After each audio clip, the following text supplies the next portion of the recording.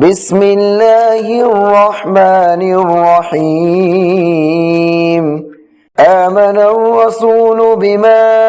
أنزل إليه من ربه والمؤمنون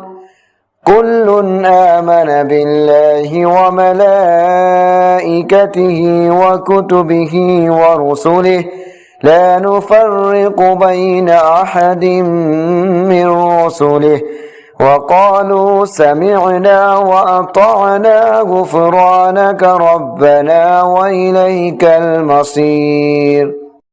لا يكلف الله نفسا إلا وسعها لها ما كسبت وعليها ما اكتسبت ربنا لا تؤاخذنا إن نسينا أو أخطأنا ربنا ولا تحمل علينا إصرا كما حملته على الذين من قبلنا